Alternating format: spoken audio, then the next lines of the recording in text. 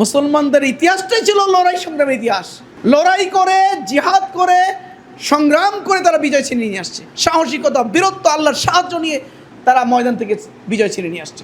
আপনারা তারিক বিন জিয়াদের ইতিহাস আপনারা জানেন, মোহাম্মদ বিন কাসিমের ইতিহাস আপনারা জানেন, সুলতান মোহাম্মদ ফাতের ইতিহাসও আপনারা জানেন। কি বীরত্বের সাথে তারা বিজয় ছিনিয়ে এনেছে। মোহাম্মদ বিন কাসিম অল্প কিছু সংখ্যক সৈন্য নিয়ে ভারতীয় উপমহাদেশে এসেছিলেন অভিযান। একটা পর্যায়ে পুরো ভারতীয় উপমহাদেশের অধিকাংশ জায়গায় তার নিয়ন্ত্রণে চলে গেছে। মাত্র 21 অথবা 22 বছরের টকবক একজন যুবক ছিল তারপরে তারিক বিন জিয়াদ স্পেনের উপকণ্ঠে কীভাবে তিনি বিজয় ছিলেন এই ইতিহাস আপনাদের জানা আছে, এগুলো বলার দরকার নেই। সুলতান মোহাম্মদ ফাতে ইস্তাম্বুল বিজয়ের একজন সেনানায়ক। তিনি ছোটোবেলা থেকেই স্বপ্ন দেখতেন ইস্তাম্বুলকে শত্রুমুক্ত করতে হবে। একটা পর্যায়ে যখন তার বয়স মাত্র 18 বছর, সেই সময় তার উপরে প্রধান সেনাপতির দায়িত্ব চলে আসলো এবং ইস্তাম্বুলকে শত্রুমুক্ত করার দায়িত্ব তার উপরে আসলো এবং তিনি সফল হয়েছেন। শুধু বীরত্ব, সাহসিকতা, লড়াই সংগ্রামের মানসিকতা নিয়ে কাজ করেছে, বিজয় তাদের হাতে ধরা দিয়েছে। তারা হলো সমাজের সবচেয়ে প্রতিপত্তি মানুষগুলো, মাস্তান টাইপের মানুষ, তারা প্রভাবশালী মানুষ। আমরা কি তাদের সাথে পারি? দেখুন তো আল্লাহ রসুলের সময় প্রথম দিকে কারা আল্লাহ রসুলের সাথে যুক্ত হয়েছিল? হযরত যায়েদ রাদিয়াল্লাহু আনহুর মতো কৃতদাসরা, হযরত আম্মার ইবনে ইয়াসির রাদিয়াল্লাহু আনহুর মতো কৃতদাসরা, হযরত এরকম কৃতদাস শ্রেণীর মানুষগুলো আল্লাহ রসুলের সাথে যুক্ত হলেন এবং বদরের প্রান্তরে কাফের মুশরিকদের শোচনীয় পরাজয়, আবু জেহেল থেকে শুরু করে উতবা, সায়েবা, তারা যে পরাজিত হলো, তারা যে ওখানে মারা গেল, তাদেরকে কে হত্যা করেছিল ভাই? ওই মজুদ শ্রেণীর, কৃতদাস শ্রেণীর মানুষগুলো, যারা একটা সময় ছিল গোলাম। এই গোলামরা অস্ত্র ধরেছে হলো মালিকের বিরুদ্ধে। গোলামরা মালিকের বিরুদ্ধে অস্ত্র ধারণ করে তাদেরকে কতল করে দিয়ে ওই বদরের প্রান্তরে বিজয় ছিনিয়ে নিয়েছিল। তাহলে আজকে আমরা কেন নিজেকে এতটা অসহায় মনে করছি? যে হলো একসময় কমিশনার ছিল, ও এত বড় মাস্তান, এত বড় প্রভাবশালী, তার টাকার কোনো শেষ নাই, ওর বিরুদ্ধে লড়াই করে কি এই মুগ্ধাতে আমরা টিকতে পারবো? এখানে কি আমরা দাঁড়ায় থাকতে পারবো? পারবো না। আগেই লড়াই শুরু হওয়ার আগেই আমরা পরাজিত হয়ে ময়দান থেকে ভাগাই যাই। এরকম মানসিকতা নিয়ে কখনো বিজয় হয় না। মুসলমানদের ইতিহাসটাই ছিল লড়াই সংগ্রামের ইতিহাস। লড়াই করে, জিহাদ করে, সংগ্রাম করে তারা বিজয় ছিনিয়ে নিয়ে আসছে। সাহসিকতা, বীরত্ব, আল্লাহর সাহায্য নিয়ে তারা ময়দান থেকে বিজয় ছিনিয়ে নিয়ে আসছে। সম্মানিত ভাইরা আমার, জীবন কুরবানির যে ইতিহাস, এটা একটা মানে অনুপ্রেরণাদায়ক ইতিহাস ছিল আল্লাহ রসুলের সময় এবং সাহাবীদের ইতিহাসগুলো। আমরা হযরত হানজালার ইতিহাসটা সবাই জানি। এই ইতিহাসটা কত মজা করে আমরা শুনি। শোনার সময় কিন্তু আমরা আবেগপ্রবণ হয়ে যাই। বলার সময় আবেগপ্রবণ হই, শোনার সময় আবেগপ্রবণ হই, কিন্তু এখান থেকে শিক্ষা গ্রহণ করি না। যে হানজালার তো নববিবাহিত স্ত্রীর সাথে মহব্বতপূর্ণ অবস্থায় তার কাছে যখন খবর এসে গেল আল্লাহ রসুল এবং আল্লাহ রসুলের সঙ্গী সাথীরা উহুদের প্রান্তরে আক্রান্ত হয়েছে, এটি শোনা মাত্রই তিনি স্ত্রীর মহব্বত থেকে বিচ্ছিন্ন হয়ে গেলেন। তিনি তার সিদ্ধান্ত নিলেন, এই মুহূর্তে আল্লাহ রসুল হলো আমার কাছে সবচেয়ে বেশি প্রিয়। আমার স্ত্রীর মহব্বত আমার কাছে মূল্যহীন। যেখানে আল্লাহ রসুল এবং সাহাবীরা আক্রান্ত হয়েছে, সেখানে আমি কিভাবে আনন্দ ফুর্তিতে মজার মধ্যে থাকতে পারি? তিনি থাকলেন না। তিনি সেখান থেকে বিচ্ছিন্ন হয়ে জিহাদের ময়দানে ছুটে যাওয়ার জন্য যুদ্ধের পোশাক পরছেন। তার স্ত্রী অনেকবার তাকে বলেছে যে তুমি গোসল করে যাও, তোমার উপর গোসল ফরজ হয়েছে। সেই গোসল ফরজটা পর্যন্ত তিনি সম্পূর্ণ না করে জিহাদের ময়দানে চলে গিয়েছিলেন এবং যুদ্ধ করতে করতে তিনি শাহাদাত বরণ করলেন। রেজাল্ট কি, সম্মান কি, মর্যাদা কি? আল্লাহ রসুল যখন সাহাবীদেরকে বললেন তাদের লাশ, শহীদদের লাশ খুঁজে নিয়ে আসার জন্য, 69 জনের লাশ খুঁজে পাওয়া গেছে, একজনের লাশ খুঁজে পাওয়া যাচ্ছে না। সেই লাশটি হল হযরত হানজালা। একটা পর্যায়ে খুঁজে পেলেন, যখন সাহাবীরা তার সেই লাশের কাছে গেলেন, দেখলেন তার লাশ থেকে টপ টপ করে পানি ঝরছে। ইতিমধ্যেই আল্লাহর নির্দেশে একদল ফেরেশতা এসে হযরত হানজালার লাশকে আসমানে উঠিয়ে নিয়েছে। ফেরেশতাদের নেতৃত্বে তার গোসল সম্পন্ন হয়েছে এবং আবার ফেরেশতারা এসে উহুদের প্রান্তরে তার লাশকে রেখে গেছে। সুবহানাল্লাহ। আল্লাহ রাব্বুল আলামিন এত সম্মান, এত মর্যাদা কেন দিলেন? কেন দিবেন না? যিনি তার স্ত্রীর চাইতে, তার স্ত্রীর মহব্বতের চাইতে আল্লাহ রাসূলকে অধিক ভালোবাসতে পারে, তাকে তো সম্মান মর্যাদা দিতে হবে আল্লাহর পক্ষ থেকে। আজকে আমরা যদি নিজেকে তুলনা করি, নিজেকে যদি একটু বিবেচনা করি, নিজের জীবনের সাথে যদি মিলাই, তাহলে আমরা ওই জায়গা থেকে অনেক যোজন যোজন দূরে রয়েছি। আমরা কি এই অবস্থায় এখান থেকে যেতে পারবো?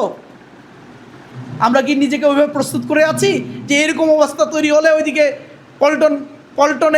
পল্টন মোড়ে মারামারি লেগে গেছে আর আমি বাড়িতে আছি, এই অবস্থায় স্ত্রী সন্তানদের মহব্বত ছিন্ন করে আমাকে পল্টন ময়দানে যেতে হবে? আপনি নিশ্চিত জানেন এখান থেকে পল্টন ময়দানে রওনা হওয়া মানেই হলো এক দুর্গম পথ পাড়ি দেওয়া, আর পল্টন ময়দানে যাওয়া মানেই হলো ওখান থেকে ফিরে না আসা। হযরত জাফর বিন আবু তালিব রাদিয়াল্লাহু আনহু মুতার প্রান্তরের একজন সেনাপতি ছিলেন। আল্লাহ রাসূল যখন তাকে সেনাপতির দায়িত্ব দিয়ে তাকে যখন বললেন তোমার স্ত্রী তোমার সন্তানদের কাছ থেকে বিদায় নিয়ে এসো,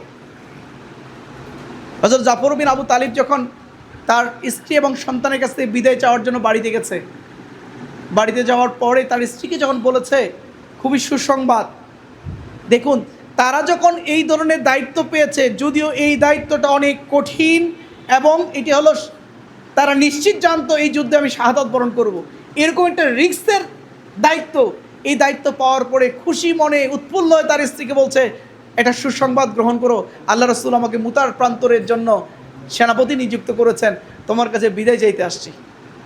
তার স্ত্রী যখন তার এই কথা শোনার পরে তাকে বলেছে যে আল্লাহ রাসূল তোমাকে জিহাদের ময়দানের জন্য সেনাপতি নিযুক্ত করেছেন, আমি তোমাকে সেই জায়গা থেকে ফেরাবো না, তোমাকে বঞ্চিত করব না, আল্লাহর কাছে দোয়া করি আল্লাহ রাব্বুল আলামিন তোমাকে যেন গাজী হিসেবে আমাদের মাঝে ফিরে নিয়ে আসেন। পরিবারের আকুতি যে তুমি গাজী হিসেবে ফিরে আসো আমাদের মাঝে। তিনি তার তলোয়ারের উল্টো পিঠ দিয়ে তার স্ত্রীর গায়ে মৃদু আঘাত করে ভালোবেসে মহব্বতের সাথে বলছেন, ও আমার প্রিয়তম স্ত্রী, তুমি আমার জন্য উল্টো দোয়াটি করো না। আল্লাহ রাসূল আমাকে এই যুদ্ধের সেনাপতি নিযুক্ত করেছেন, এই যুদ্ধে 3 জন সেনাপতির নাম ঘোষণা হয়েছে, আমার আগেও একজন আছে, আমার পরেও একজন আছে, তুমি নিশ্চিত জেনে রাখো এই যুদ্ধে আমি শাহাদাত বরণ করব। তুমি আমার জন্য দোয়া করো, আল্লাহ যেন শাহাদাতের সর্বোচ্চ মর্যাদা আমাকে দেন। এই বলেই তার স্ত্রীর কাছ থেকে, তার সন্তানদের কাছ থেকে তিনি বিদায় নিয়ে ছুটে যাচ্ছেন। পিছন দিক থেকে তার স্ত্রী, তার সন্তানরা কাঁদতে কাঁদতে মূর্ছা যাচ্ছে, একটিবারের জন্য পিছনের দিকে তিনি তাকাননি। এটাই হলো মুসলমানদের ইতিহাস, সাহসিকতার ইতিহাস, বীরত্বের ইতিহাস। তাদের স্ত্রী, তাদের সন্তান, তাদের ধনসম্পদ, দুনিয়ার কোনো মায়া মহব্বত আন্দোলনের জিহাদের পথে তাদেরকে কখনো রুদ্ধ করতে পারেনি, জিহাদের পথ তাদের বন্ধ করে দিতে পারেনি। সম্মানিত ভাইরা আমার, এইভাবেই তারা জীবন দিয়েছে। হযরত আব্দুল্লাহ বিন রাওয়াহা রাদিয়াল্লাহু আনহু তিনি নববিবাহিত ছিলেন, তিনি স্ত্রীর সাথে শেষ সময় সাক্ষাৎ পর্যন্ত করেননি, বারান্দা থেকেই তার স্ত্রীর কাছ থেকে বিদায় নিয়ে তিনি চলে গেছেন। তার স্ত্রী বারবার তাকে অনুরোধ করেছিল তুমি একটু ভিতরে আসো, তিনি বললেন না আমি ভিতরে যাব না। তার স্ত্রী বুঝতে পেরে তাকে বলল যে আমি তোমাকে ভিতরে আসতে বলছি এজন্য না যে তোমাকে জিহাদের পথ থেকে ফিরিয়ে রাখবো, তোমাকে মহব্বতের বারুডোরে আবদ্ধ করে জিহাদের পথ থেকে তোমাকে ফিরিয়ে রাখবো, এই ধরনের মানসিকতা আমার মধ্যে নেই। আমি আল্লাহ রাসূল তোমাকে জিহাদের ময়দানের জন্য সেনাপতি নিযুক্ত করেছেন, আমি তোমাকে জিহাদের ময়দান থেকে ফেরাবো না, একটু আসো, তোমার সাথে একটু কথা আছে। যখন কোনোভাবেই হযরত আব্দুল্লাহ বিন রাওয়াহা রাদিয়াল্লাহু আনহু ভিতরে ঢুকছে না, তখন তিনি বলছেন তোমাকে ভিতরে আসতে বলছি এজন্যই যে তোমার সাথে কেবলমাত্র আমার বিয়ে হয়েছে, এখনও খুব ভালোভাবে তোমার সাথে আমার পরিচয় হয়নি, খুব ভালোভাবে তোমাকে আমি দেখতে পারিনি, একটু আসো, তোমাকে একটু দেখে নেই, যেন ওই হাসরের ময়দানে লক্ষ কোটি মানুষের ভিতরে তোমাকে যেন আমি স্বামী হিসেবে খুঁজে নিতে পারি, এটুকুর জন্যই তোমাকে ভিতরে আসতে বলছি। কিন্তু তিনি ভিতরে এক মুহূর্তের জন্য ঢুকেননি, ওই বারান্দা থেকেই তার কাছ থেকে বিদায় নিয়ে জিহাদের ময়দানে চলে গেছেন। আজকে যদি আমরা নিজেকে যদি একজন হানজালা হিসেবে তৈরি করতে পারি, আজকে যদি আমাকে নিজেকে একজন যদি আব্দুল্লাহ বিন রাওয়াহা তৈরি করতে পারি, আজকে যদি আমরা নিজেকে একজন জাফর বিন আবু তালিব যদি তৈরি করতে পারি, আমার দৃঢ় বিশ্বাস এই আন্দোলনের বিজয়কে কেউ ঠেকাতে পারবে না ইনশাআল্লাহ। পারা যাবে ইনশাআল্লাহ। যে কোনো প্রয়োজনে, আন্দোলনের যে কোনো সংকটপূর্ণ মুহূর্তে আমরা প্রত্যেকে কি এই ধরনের ভূমিকা রাখতে পারবো? দুনিয়ার কোনো মায়া মহব্বত, চাকরি, প্রিয়তম বস্তু, আমার চাকরি, আমার ব্যবসা, আমার সন্তানাদি আমার পথকে কি রুদ্ধ করে দেবে? দেখুন, আমি একটা ঘটনা বলেই শেষ করছি। মাওলানা জাফর থানেশ্বরী ভারতীয় উপমহাদেশের একজন বিখ্যাত আলেমে দ্বীন, ব্রিটিশ বিরোধী আন্দোলনে নেতৃত্ব দিয়েছিলেন। অপরাধে গ্রেপ্তার করা হলো, ক্যাপিটাল পানিশমেন্ট দেওয়া হলো। একটা পর্যায়ে ক্যাপিটাল পানিশমেন্ট থেকে যাবজ্জীবন কারাদণ্ড দেওয়া হলো। যাবজ্জীবন কারাদণ্ড থেকে তাকে আন্দামান দ্বীপপুঞ্জের কালাপানিতে নির্বাসনে পাঠানোর জন্য সিদ্ধান্ত হলো। সিদ্ধান্ত মোতাবেক তাকে তৈরি করা হলো, জাহাজে তোলা হবে, আন্দামান দ্বীপপুঞ্জের কালাপানিতে তাকে নির্বাসনে পাঠানো হবে। শিকল পরানো হয়েছে, বেরি পরানো হয়েছে, নিয়ে তাকে নিয়ে যাওয়া হচ্ছে। তার লক্ষ লক্ষ ভক্ত অনুসারীরা রাস্তায় দাঁড়িয়ে আছে তাকে এক নজর দেখার জন্য। আর হাজার হাজার লক্ষ কোটি এই দর্শকদের, তার ভক্ত অনুসারীদের মাঝখান দিয়ে তিনি বীর দর্পে হেঁটে যাচ্ছেন তাদের সাথে। তার মধ্যে কোনো দ্বিধা নেই, কোনো মনক্ষুণ্ণতা নেই, কোনো ভয় ডর নেই। তিনি হেঁটে যাচ্ছেন সামনের দিকে। যেতে যেতেই দেখলেন সামনে একজন কালো বরখা পরিহিত মহিলা কয়েকজন শিশু সন্তান নিয়ে দাঁড়িয়ে আছে। দূর থেকে দেখলেন, কাছে গিয়ে দেখলেন এই কালো বরখা পরিহিত মহিলাটি হলো তার প্রিয়তম স্ত্রী, এবং তার সাথে থাকা ওই ছোট্ট বাচ্চাগুলো হলো তার কলিজার টুকরা সন্তান। একেবারে সামনে দাঁড়াতেই তার স্ত্রী যখন তাকে বলল যে সরকার তোমাকে যাবজ্জীবন কারাদণ্ড দিয়ে আন্দামান দ্বীপপুঞ্জের কালাপানিতে নির্বাসনে পাঠাচ্ছে, তোমার সাথে হয়তোবা আর দেখা হবে না, এই দেখায় হয়তো আমাদের শেষ দেখা, তাই শেষ মুহূর্তে আমাদের জন্য কিছু নসিহা বলে যাও, কিছু আমাদের জন্য উপদেশ দিয়ে যাও, এই কলিজার টুকরা সন্তানগুলো নিয়ে আমি কিভাবে চলবো। একটা পর্যায়ে মাওলানা জাফর থানেশ্বরী আল্লাহ রাসূলের প্রেমে উদ্বুদ্ধ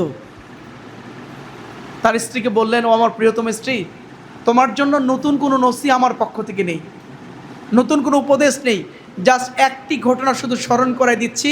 আল্লাহ রাব্বুল আলামিনের নির্দেশে হযরত ইব্রাহিম আলাইহিস সালাম যখন তার প্রিয়তম স্ত্রী বিবি হাজেরা এবং তার কলিজার টুকরার সন্তান হযরত ইসমাইল ইসলামকে যখন ওই ধুধু মরুভূমির প্রান্তরে রেখে আসছিলেন, যেখানে খাওয়ার ব্যবস্থা ছিল না, পানির ব্যবস্থা ছিল না, থাকার ব্যবস্থা ছিল না, নিরাপত্তার ব্যবস্থা ছিল না, কোনো কিছুই ব্যবস্থা ছিল না, সেই জায়গায় যখন রেখে আসছিলেন, তার স্ত্রীও একইভাবে তার স্বামীকে, মুসলিম জাতির আদি পিতা হযরত ইব্রাহিম ইসলামকে জিজ্ঞাসা করেছিল যে তুমি যেখানে রেখে যাচ্ছ, এইভাবে কেন রেখে যাচ্ছ, আমাদের দায়িত্ব কে নেবে? হযরত ইব্রাহিম ইসলাম তাকে সান্ত্বনা দিয়ে বলেছিলেন, আমি তোমাদেরকে আল্লাহর হাওলায় রেখে যাচ্ছি, আল্লাহর অভিভাবকত্বের মধ্যে রেখে যাচ্ছি, কোনো দুশ্চিন্তা করো না, আল্লাহ রাব্বুল আলামিন তোমাদের অভিভাবকত্ব গ্রহণ করলে কোনো সমস্যা হবে না। এইভাবেই সান্ত্বনা দিয়ে এসেছিলেন। সুতরাং আজকের দিনে জাস্ট ওই ঘটনাটি তোমাদেরকে স্মরণ করে দিচ্ছি।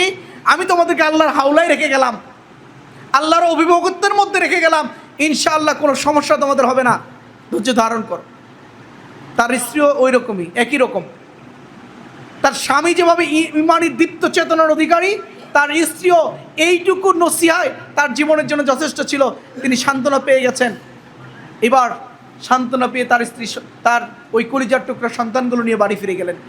কোনো টেনশন করলেন না, কোনো কান্নাকাটি করলেন না, তার মধ্যে কোনো প্রতিক্রিয়া নেই।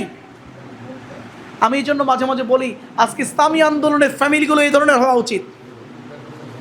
আমাদের পিতাদেরকে হযরত ইব্রাহিম আলাইহিস সালামের ভূমিকা অবতীর্ণ হওয়া উচিত। আমাদের স্ত্রীদেরকে বিবি হাজেরার মতো হওয়া উচিত। যখন তার সন্তানকে তিনি সুন্দর করে সাজিয়ে গুজিয়ে দিচ্ছেন তার স্বামীর সাথে পাঠানোর জন্য, শয়তান তাকে বারবার কুমন্ত্রণা দিচ্ছে, এ হাজেরা, তুমি এত সুন্দর করে সাজিয়ে গুজিয়ে দিচ্ছ, এত সুন্দর পোশাক পরাই দিচ্ছ, খুশবু মাখাই দিচ্ছ, তুমি কি জানো তোমার স্বামী তোমার প্রিয়তম সন্তানকে কোথায় নিয়ে যাচ্ছে? তাকে বেড়াতে নিয়ে যাচ্ছে না, ভ্রমণে নিয়ে যাচ্ছে না, তাকে কুরবান করে দিবে, তাকে জবাই করে দিবে, এই জন্য নিয়ে যাচ্ছে। ঠেকাও, এখনো সময় আছে। বিবি হাজরা কি করেছিলেন? সাথে তার স্বামীর পা ধরেছিলেন যে স্বামী, আমার সন্তানটাকে তুমি নিও না, করেছিলেন? তিনি ওই পাথর দিয়ে শয়তানকে তাড়িয়েছেন, দূর দূর হয়ে যাও, আমার কাছে আসো না। মানে তিনি আল্লাহর নির্দেশটা পালনের জন্য হযরত ইব্রাহিম আলাইহিস সালাম যেভাবে নিজেকে নিয়োজিত করেছেন, তার প্রিয়তম স্ত্রীও এই সিদ্ধান্ত বাস্তবায়নের ক্ষেত্রে তার স্বামীকে সহযোগিতা করছেন। আর কলিজার টুকরার সন্তান যখন তরবারির নিচে হযরত ইব্রাহিম আলাইহিস সালামের ওই তলোয়ার চালাতে যখন দ্বিধাগ্রস্ত হবে, তখন তিনি বলছে, বাবা তোমার চোখটা একটু বন্ধ করে ফেলো, চোখ খোলা থাকলে আমার দিকে তাকালে এই তলোয়ার চালাতে তোমার কষ্ট হবে, দ্বিধা হবে, সুতরাং চোখ বন্ধ করো আর তলোয়ার চালাও, আমি প্রস্তুত আছি। যেমন বাবা তেমন স্ত্রী তেমন তার সন্তান। কি আইডিয়াল একটা ফ্যামিলি! আমরা যদি আল্লাহর দ্বীনের জন্য আমাদের ফ্যামিলিগুলোকে যদি এইভাবে তৈরি করতে পারি, এটাই হবে জান্নাতি ফ্যামিলি, এটাই হবে জান্নাতি ফ্যামিলি। জান্নাত তাদের জন্য অবধারিত। আসুন এইভাবেই আমরা আমাদের ব্যক্তি জীবন, আমাদের পরিবারকে আমরা এইভাবেই গড়ে তুলে জান্নাতের উপযোগী হিসেবে নিজে থেকে আমরা প্রস্তুত করি। আল্লাহ আমাদের সবাইকে তৌফিক দান করুন। ওমা তৌফিক ইল্লা বিল্লাহ। আসসালামু আলাইকুম রহমতুল্লাহি ওয়া বারাকাতুহু।